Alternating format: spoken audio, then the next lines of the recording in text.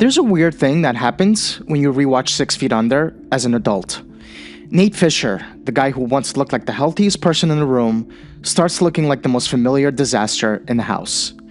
You probably remember him as the free one, the guy who got out, the guy who had a whole life somewhere else.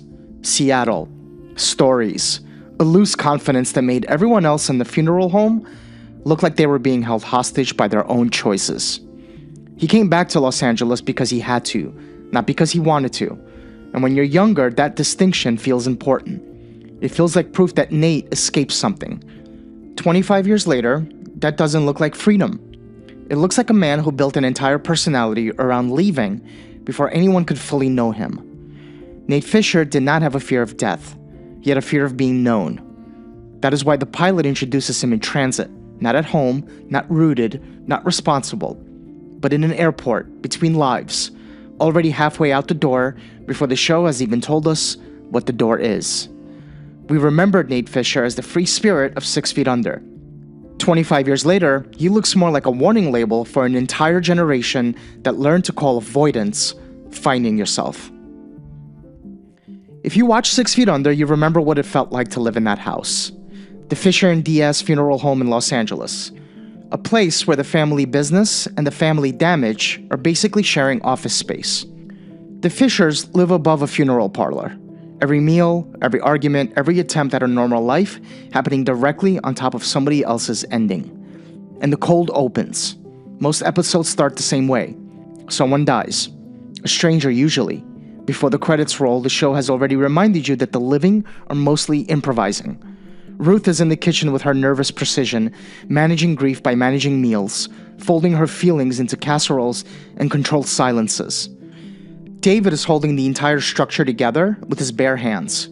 The business, the family, his own repression, 3 separate full-time jobs. Claire is watching adulthood arrive from a safe distance, like it's a crime scene she's not quite close enough to identify.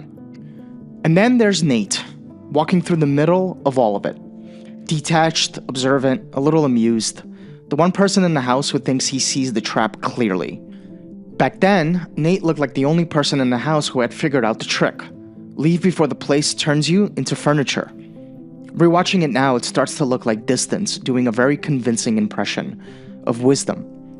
Here's the thing about rewatching a show in your late 30s or 40s that you first watched in your 20s. The characters don't change, you do. Younger viewers saw Nate as the normal one, the way into a family of eccentrics. He seemed less repressed than David, less frantic than Ruth, less naive than Claire. The honest one. The one dragged back into dysfunction he had long since outgrown. Watching it now, that reading gets uncomfortable fast. Because the Nate you see as an adult looks less like a man who escaped and more like a man who never stopped running. A man who can handle confession better than accountability. A man who mistakes intensity for intimacy and calls the mistake self-knowledge. His problem is not that he can't commit to one life. His problem is that he keeps treating every commitment like evidence that the wrong life chose him. 6 Feet Under premiered on June 3rd, 2001, right as a certain fantasy of adulthood was getting seductive. Keep your options open, resist the script, don't confuse stability with success. Find yourself before anybody can trap you into becoming someone else. Nate looked like a romantic version of that fantasy. But over 5 seasons, the show lets that fantasy rot under fluorescent funeral home lighting. Distance isn't healing. A new city is not a personality. Possibility held too long becomes a hiding place. Nate did not escape the Fisher family. He just became its most convincing runaway. The pilot puts the whole Nate Fisher problem into motion before he even reaches the funeral home. The pilot makes that image literal. Nate is flying back to Los Angeles for Christmas, a vacation, not a return. He's been living in Seattle, away from the funeral home, away from the family, away from the version of himself Los Angeles remembers. Before he even reaches the funeral home, he and Brenda have already turned transit into intimacy. This is an insane amount of foreshadowing for a man who has not even made it to baggage claim. He lands in Los Angeles and learns his father, Nathaniel Fisher Sr., has just been killed, struck by a bus while driving the family hearse. The vacation becomes a death watch. The visit becomes a reckoning. The pilot does not introduce Nate as a man with a life. It introduces him as a man with an exit strategy. Even his first romantic connection happens in a place designed for leaving, which tells you something, because Nate's closest relationships keep beginning as escape routes before they become obligations. Then he arrives at the funeral home, and his first instinct, confronted with his father's death and the weight of comes next, is to sell the business. He wants the clean break, the permission to go back to Seattle and let someone else carry this. The show is 40 minutes old and the pattern is already complete. 6 Feet Under ran on HBO from 2001 to 2005, and it gave television permission to let grief be funny, sex be awkward, family be cruel, and healing remain unfinished. The funeral home works because nobody in that house gets to pretend death is theoretical. They just find other things to avoid. Every episode forces them to handle someone else's death while struggling to face their own unfinished business.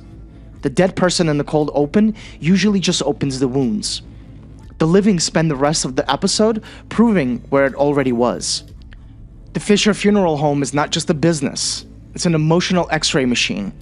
Everyone who walks through it reveals how badly the living lie to themselves. For Nate, escape is not just something he does, it becomes his identity, and it works in 3 consistent forms. Sometimes it looks like the clean exit. His first instinct in the pilot is to sell the funeral home, not grieve his father, not engage with the family crisis, but find the door and take it. When he decides to stay and help run the business, it is because a vision of his father talks him out of leaving. He stays despite himself. The business becomes a cage he agreed to, but never actually chose. Sometimes it looks like intensity. With Brenda, Nate builds a relationship on shared restlessness and explosive chemistry. It works beautifully as long as it stays in motion. When it starts requiring ordinary things, honesty about his AVM diagnosis, sustained presence during her crisis, showing up without the performance, he pulls away. He hides the AVM from her for months. He's willing to be seen in flashes. He can't survive being steadily known. Sometimes it looks like domestic suffocation.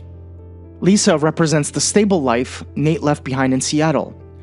When a one-night stand in season 2 results in a pregnancy, his first move is to sign away his parental rights. Not because he feels nothing, but because feeling something would mean the life has started making claims on him. Eventually, he ends up in a domestic life with Lisa anyway, quietly married, raising Maya, and spends that life being visibly miserable about the stability he has, experiencing ordinary love as a form of confinement. This pattern never breaks, it just gets better costumes. Nate isn't shallow, that's the problem. He's deep enough to recognize the trap, but not honest enough to admit when he's the one setting it. Brenda Chenoweth is the person who makes Nate's performance hardest to maintain. Brenda sees Nate with unusual clarity, raised by therapist parents who mapped her every developmental move. She knows how Nate works earlier than he is comfortable with. And Nate loves the feeling of being understood. He is much less comfortable with the consequences of being understood. The thing that keeps the relationship from being simple is that Brenda is not a victim here. She uses sex as an armor against vulnerability. She has her own version of the same fear. That intimacy means being consumed. That love means becoming her mother. So for a long time, they're two people using each other as escape hatches from everything that actually frightens them. Their chemistry feels like freedom. Their fights feel like truth-telling. Their breakups feel like honesty. But the show keeps asking whether intensity is the same as intimacy. In I'll Take You, the penultimatum episode of season 2, Brenda catches Nate in a moment that cracks the whole performance open. They break up in a confrontation that is raw and honest and brutal. The fight turns into the thing Nate does when he's cornered. A confession that sounds like clarity because it arrives with wreckage attached. By season 5, they're married, expecting a child. And Nate is already restless again, getting entangled with Maggie, George's daughter, and Ruth's stepdaughter, in coming and going. He collapses with a stroke shortly after. The show has a dark sense of timing. But Nate's freedom has a cost, so who pays for it? Because Nate's searching. Nate's restlessness Nate's ongoing negotiation with being alive, all of it requires other people to clean up after it. Brenda pays for it. She does the actual emotional work of building a life while Nate performs the version of himself who might eventually settle down. After his death, she raises their daughter Willa, co-parents Maya, and builds the sustained life Nate could never commit to. Lisa pays for it most directly. She tries to build a life with a man who keeps experiencing life as a prison sentence. Her disappearance in season 3 and everything that follows is one of the show's ugliest unresolved wounds, landing directly in Nate's pattern of leaving before the full cost can be calculated. Maya grows up without her father. That is enough to say. David pays for it too, but in a quieter way. He's the one who maintained everything Nate took for granted. The business, the routines, the basic structural dignity of the Fisher family. While Nate got to be the interesting, complicated, freely choosing brother. Pain can be authentic and still make you selfish. And here's the comparison the show makes quietly across all 5 seasons. David looks trapped by responsibility. He looks like the brother who never got out. But David does more honest emotional work than Nate does in any given season. He faces his sexuality, his fear, his relationship with Keith, his grief. He doesn't do it gracefully, but he does it. Nate looks free, David looks burdened. Rewatching, you realize those descriptions are backwards. So by the time Nate turns 40 in season 5, the show stopped looking like a family drama and started looking like a diagnosis. 6 Feet Under premiered in 2001 when the oldest millennials were entering adulthood. Nate is older, but the life script he's resisting feels recognizably millennial. The promise went something like this. Don't become your parents. Don't settle too early. Find meaningful work. Choose your own family. Heal your trauma. Stay flexible. Stay open. Keep evolving. It was a beautiful promise, right up until everyone realized that keeping every door open also means living in a hallway. Those can be healthy values. They can also make ordinary responsibility feel like betrayal. Nate's midlife crisis does not come with a sports car. It comes with a wife, a child, another child on the way, a business, a family, and the sudden horror of having nowhere left to run. His crisis is not, I picked the wrong life. His crisis is, any life I pick will eventually require me to stop performing possibility. Not because any of those things are wrong, but because Nate is what happens when possibility becomes a hiding place. The show got there early, before a lot of us had the language, the mortgage, the kid, or the mirror to recognize it. So the uncomfortable part is not that Nate fooled us.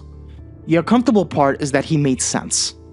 He was the one who left, the one who had been somewhere else and came back with perspective, the one who could walk into the Fisher house and see accurately how much repression and managed dysfunction was in every room.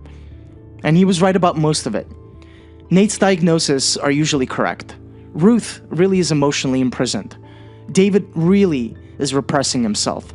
The funeral home really is a system that turns grief into business and avoidance into a family culture. Nate sees it clearly. He could name everybody else's prison. He just could not recognize his own when it sounded like freedom. Being able to diagnose a broken room does not mean you know how to live outside it. And here's the part that lands differently at 40 than it does at 22. We were also learning to treat options like oxygen. We were also running from something and calling it direction. Nate was not a cautionary tale in 2001. He was a fantasy with warning lights, and we didn't know how to read it yet. Nate's emotional journey does not build towards resolution. It builds towards recognition, and then it ends. There's a reason people still talk about everyone's waiting. After a stroke leaves him on life support, Nate breaks up with Brenda from a hospital bed right after his body has given him the clearest possible warning that time is no longer theoretical. Then he's gone, at 40 years old. Claire drives out of Los Angeles, and the show gives us the futures and deaths of the people we've been watching. The show removes television's favorite lie, that people have unlimited time to become themselves. Nate is already absent from this montage. We already know his ending. The finale aches for Nate because his whole story is postponement. Honesty later, commitment later, self-knowledge later, a real life later, when the timing was right and the life finally fit. The finale destroys that fantasy. Nate was never waiting to be ready. He was waiting for a life that would not ask anything painful from him. This is why Claire driving away matters so much. She's doing the thing Nate always claimed to be doing, leaving. But the show frames her departure differently. Claire's not fleeing being known. She's carrying the people who knew her into whatever comes next. Nate leaves to avoid being held. Claire leaves because she's been held enough to begin. That is why Nate still works as a rewatch character. Nate makes Avoidance emotionally attractive because the show understands him too well. He's wounded, perceptive, funny, restless, allergic to BS, and often right. Those qualities can look like truth. Then the show keeps moving the camera to the people outside Nate's self-image. Brenda, Lisa, Maya, David. The damage at the edges of his story. That is why he gets harder to excuse the older you get. Not because he was bad, because you start recognizing the pattern from the inside. So go back to the airport. The first image we saw of Nate Fisher is a man in transit, moving between a life he built somewhere else and a family he left behind. Neither fully one thing nor the other. The airport is the perfect state for him. In motion, undefined, between commitments, temporarily free of the obligation of choosing. The first time we see him, he looks like a man arriving from another life. 25 years later, he looks like a man rehearsing the same exit he's been practicing for years.